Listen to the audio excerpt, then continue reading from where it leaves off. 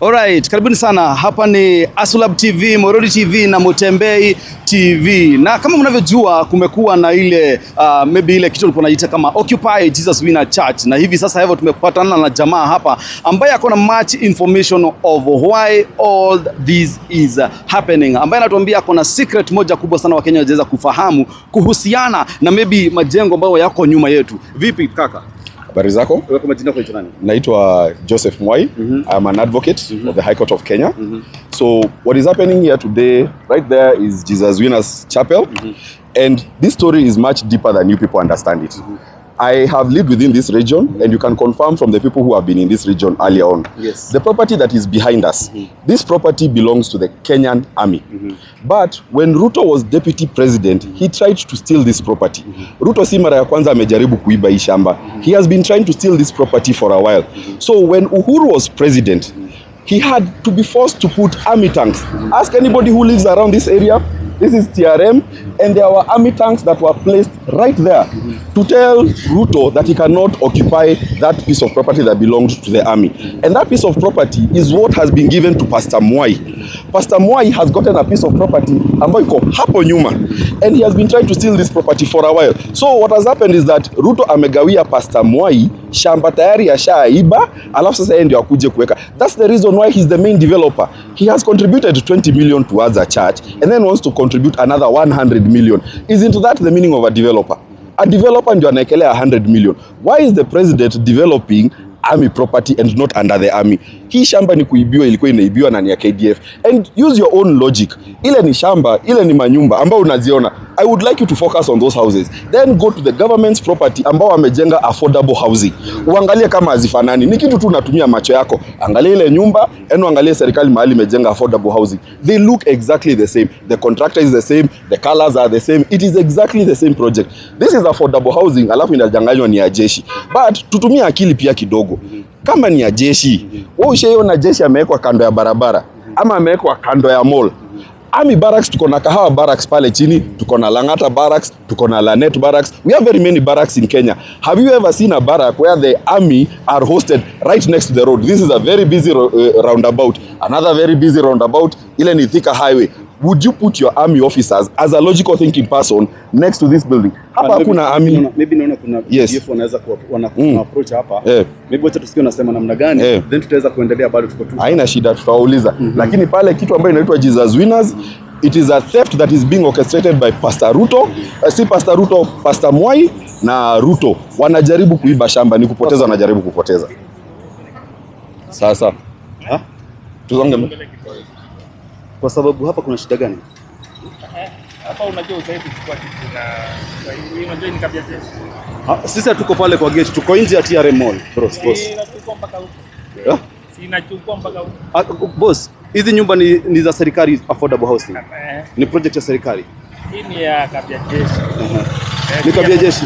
Na sisi hatuko nje ya kabia jeshi. Lakini si mnachukua mpaka huko. Hatuchukui mpaka huko, sisi tuko na focus hapa. Sisi tuna focus hapa, tunafanya interview hapa. Inachukua huko namna gani? Tungekuwa na haja na huko, tungekuja huko kwa gate. Sisi tuko hapa tunapiga interview yetu.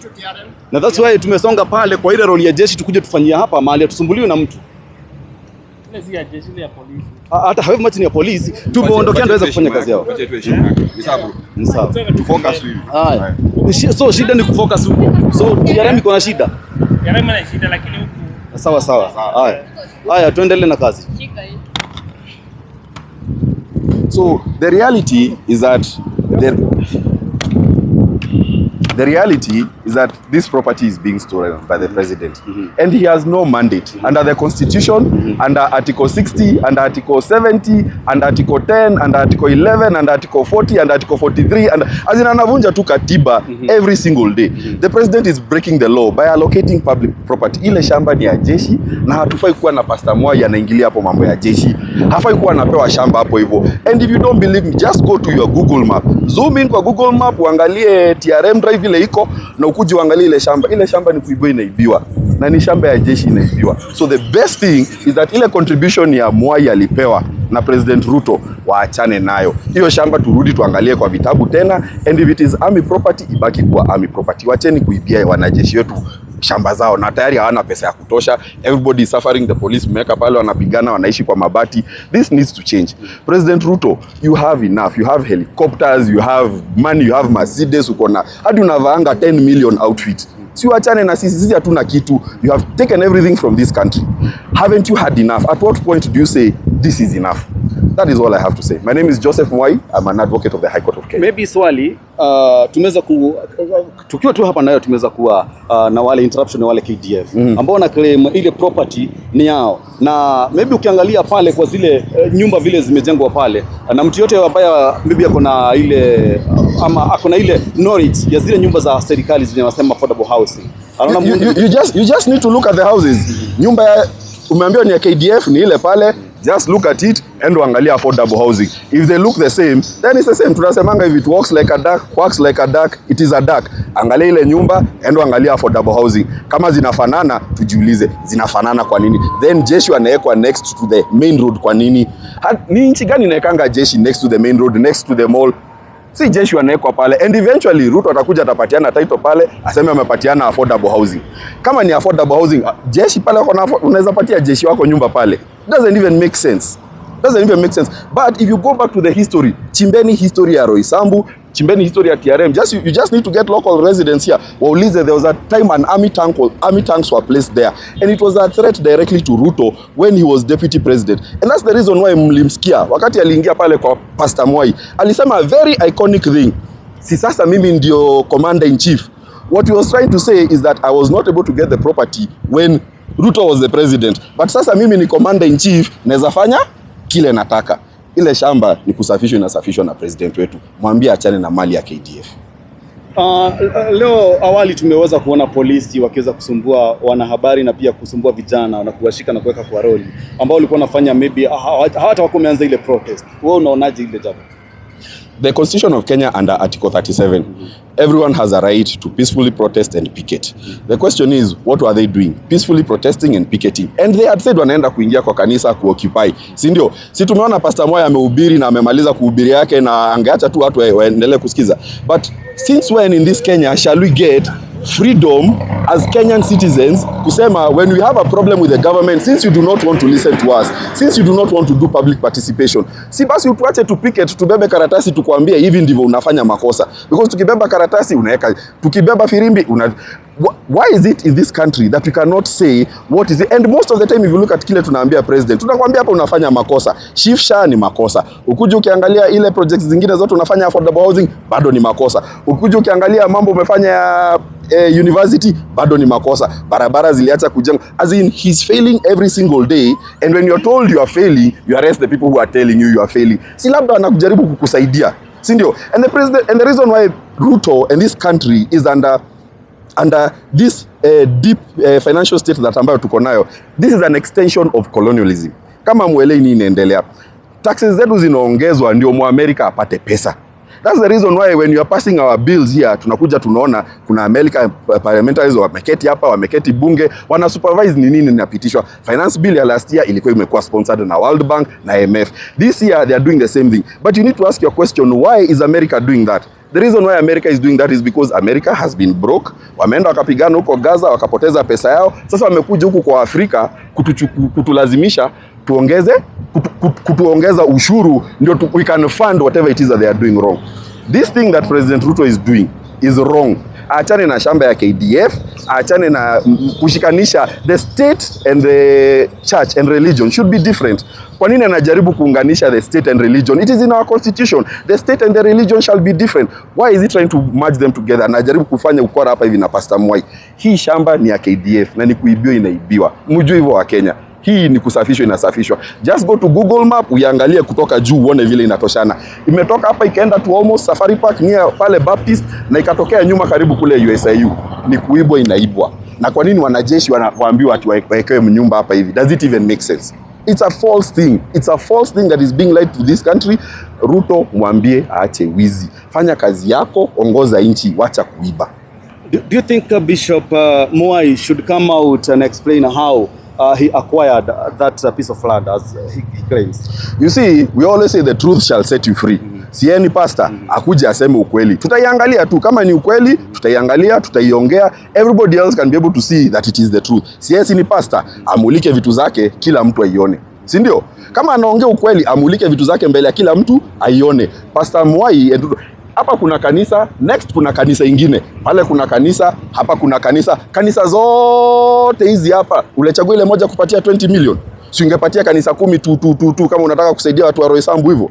Si ndio? It is a lie. Then you give them 20 million, then you give them a property, then you promise them 100 million. Amoni kama kuna kasoro hapo hivyo. There is something that is off. And a president dedicating 100 million, imededicatiwa wapi na parliament? Which parliamentary budget imeallocate hiyo kitu? Ni nani alipitisha kwa bunge? Which laws allow a president to build a church? Which laws allows a president to contribute 100 million? Ni sheria gani hizo? Shida ya Ruto ni wameenda wamejaza pesa. Sasa yeye hata akisema 100 million, anaona ni kama amesema 100. Kwake ni pesa kidogo sana. Akisema 20 million, anaona kama amesema 20,000. Because amezoea million, wameiba billion. Siku hizi wameanza kuiba trillion. Si ndio? Juzi tumesoma kwa gazeti wamepoteza 1.3 trillion. 1.3 trillion could run this country. Basi sasa hatuna hiyo pesa, ziko kwa mfuko ya about 100 individuals, wanagawanyia wao kwa wao. So this is also part of the greater scheme ya president kujaribu kutuibia.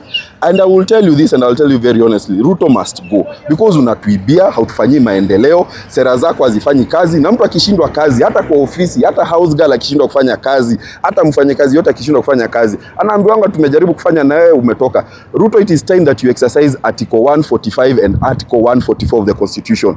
You have failed this country, you are incapable, you suffer from incapacity, you suffer from gross violation of constitution, you suffer from gross misconduct. Hizo zote ni sheria za Kenya, si sheria zangu. Endo usome Article 145, Article 144. Na tuulize parliament, since the president has proved to be incompetent, why are you not impeaching him? Simulishajifundisha kuimpeach na Gachagua, hata huyu muimpeach. He's incapable. Look at our GDP, look at things in Kenya. They are not working. And if it is not working, we just accept it is not working. It is time for you to step aside. Ruto, hii nchi imekushinda, ulijaribu, it was a good turn, it was a good run, umejaribu, Hustler Nation imeanguka. Tuachilie tukue huru, patia mtu mwingine nafasi ya kuwa rais. Si lazima uanguke na ugoje kuimpeachiwa na ugoje tukukasirikia. Ukiondoka watu watafurahi na wewe, waachane na wewe. It is time for you to let go of that seat. You have proved to be incapable. You are not running the country, and what you are doing is that you are stealing our resources. Ruto, achana na hii kiti. Achana na hii kiti, uende uenjoy mali yako Sugoi, achana na Wakenya. Si tutaachana na wewe, but leave this country alone. Hii wiki tumeweza kuona maybe wakifanya ile MOU kati ya Raila Omolo Odinga na Ruto president. Maybe kwa maoni yako ni yapi, na kuhusiana pia Gen Z ni kama umesimama ile gap ya kuwa au ndo nikaa sasa wana face opposition au ndo umekuwa opposition since Raila Omolo Odinga amejoin serikali? Well, one thing that Kenyans don't understand is that Raila is not just a con man. He's a liar. And if you don't believe that Raila is a liar, I want to say something very categorical. Raila hajaitaka kukuwa president. Usidanganywe, hiyo ni uongo. And I will show you using data that Raila hajaitaka kukuwa president. Wakati alisema ameibiwa uchaguzi, everybody knows according to the constitution that after an election you have 7 days to file an election petition. Raila filed his election petition, and in the election petition you're supposed to accompany your petition with an affidavit ambayo imeshikanishwa na hiyo petition. Raila akapeleka affidavit ya page kidogo, alafu akakuja kotini the next day kusema by the way kuna vitu nilikuwa nimesahau kwa affidavit. Sasa hiyo akona lawyers akina Orengo, akina Awale, akina Kalonzo, he has so many advocates. Unataka kuniambia uko na wakili more than 20 wakasahau date ya kufile document? It was intentional. Alijisahaulisha kufile document. And then what happened? He went to that case and won. Ikasema uchaguzi irudiwe. What did Raila say? Hata participate. Is that someone who wants to be president? Is that someone who wants to be president? Wewe unaenda unasahau kuleta evidence, alafu bado unashinda kesi, alafu unakataa kuparticipate. Raila is very comfortable in the handshakes. Alipiga handshake na Moi, alipiga handshake na Uhuru, alipiga handshake na Kibaki. Sasa amepiga handshake na nani Bwana Ruto. It is a trend. How many times do you need to see that the handshake is a trend? Ameshafanya mara 4. It is a trend. We know that Raila does not want to be president. He just wants to be within the echelons of power. Akwapo hivyo, apewe red carpet, apewe dignitary, ende EU, but Raila has never wanted to be president of this country. Musidanganywe, inakuanga uongo kabisa. Do you think the constitution needs to put limit when it comes to handshake limits? Well, the position that they will give him is already unconstitutional. It is not in the constitution. Ni kama position ya Musalia Mudavadi. The office of the Prime Cabinet Secretary. There is no such thing in the constitution. So tukisema Ruto pia anafanya gross violation of the constitution, hiyo si ni moja. Hiyo si ni kiti ambayo haiko kwa constitution. That's gross violation of the constitution. That's gross misconduct. That's a reason to impeach the president. Kwa nini amtoi akifanya hizo uongo zote, akifanya hizo vitu, ametuambia barabara ya sijui Mogadashe as if he just keeps on cramming roads everywhere, akija kutuambia that he will lead us. Mimi kusema utatoka hapa Kasarani uende Githurai uende Zimmerman, that's all he does. Just promise locations that he's going to build. And the handshake, if Raila was honestly for Kenyans, ni nani hajamwambia usiungane na Ruto? Nani hajamwambia usiungane na Ruto? This is bad for your political career. Kila mtu aliambia Raila, hata kama hatujui mambo yako siku hizi baba, tukuoni vizuri, usishikane na Ruto, usishikane na Kasongo. What did Raila do? Alijikimbiza kwa Ruto. Ametoka AU juzi ameshindwa, sasa amekuja hapa hivi amesign another pact. That man is not working for Kenyans. That man is working for his individual interest peke yake. Msidanganywe Raila kuna mahali amekuja kuwasaidia. Hapana, hiyo ni uongo kabisa. And if Raila anakuja kuwasaidia, the person who is the CS for finance is John Mbadi. Si 1.3 trillion imeibiwa John Mbadi akiwa hapo. Ama si John Mbadi alikuwa hapo hivyo. So we must accept ODM is not helping this country, Azimio is not helping this country. Hao wote wanahitaji kwenda. Na tuwaambie kitu kimoja, uchaguzi ambao inakuja next, ni vizuri Raila mlishikana na Ruto because sasa mko pamoja, you have drawn your battle lines, sasa itakuwa nyinyi versus sisi. Tuone ni nani ndio wengi. Si mlikuwa mnasema tyranny of numbers, youth tuko wengi. The average age of Kenyans is 9.8 years, 19.8 years, sorry. So watu ambao wako 20 years na 25 na tuko wengi sana. We are more than 10 million. Tutaamka asubuhi moja tuwaangushe nyinyi wote. Wewe, Kasongo, all these people, akina Mudavadi mmekuwa nao, akina Wetangula, all these people, you have had opportunities to lead this country, you have failed. It is now time for you to pack your bags and go home. What about the issue of education and SHA? Do you think that it was supposed to be given the first priority rather than giving 20 million to this church? Mambo ya SHA, si ni Jayesh saini amekula hiyo pesa. Hiyo pesa iko Dubai. Hakuna haja tushinde tukiulizana. Pesa ya ukitaka umevunjika mkono, tuliona kijana alikufa ameumwa na nyoka, tunaona watu wanakufa na diabetes, pesa ya dialysis hakuna, pesa yote iko Dubai. That thing is known. Ukitaka kujua pesa ya SHA iko wapi, ita Murkomen, muulize pesa ya SHA iko wapi. Walishasafisha pesa na Jayesh saini.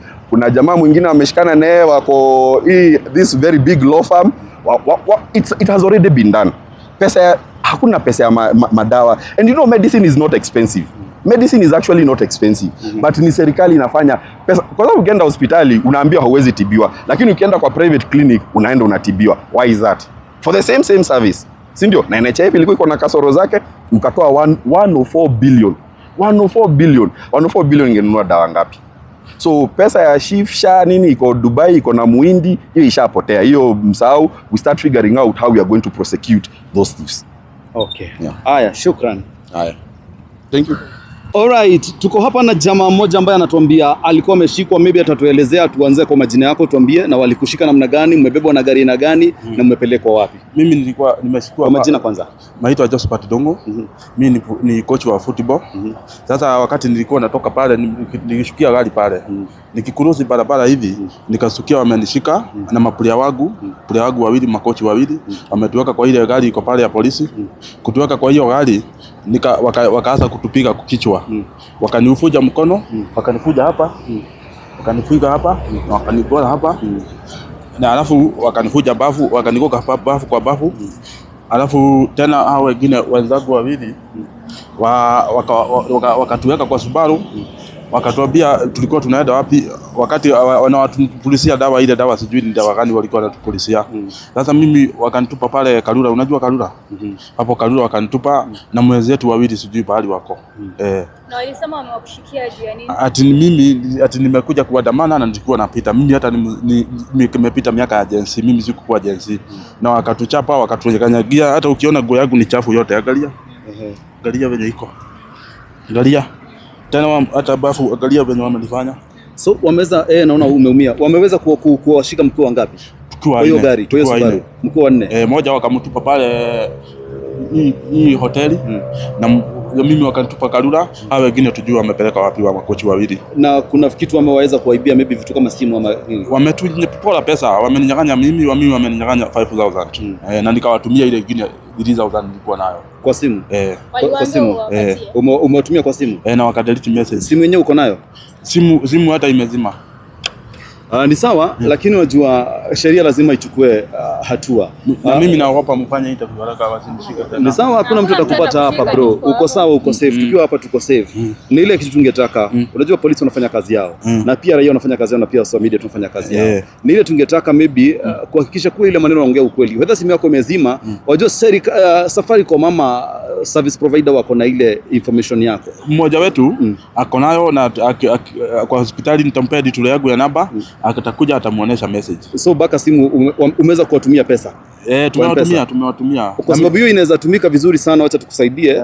Maybe kama unaweza enda pale na kuripoti ile kesi, usiwe na wasiwasi kaka. Hapa tuko safe. Mimi naogopa juu wenye walitushika pale wametuchapa sana. Tuko safe, usiwe na wasiwasi kaka. Usiwe na wasiwasi. So umesema umeibiwa pesa ngapi? 5000. Ile ilikuwa na cash ilikuwa ni ngapi? Nilikuwa na 6000 na ilikuwa ya mpira, ilikuwa tuende tulipe malipali.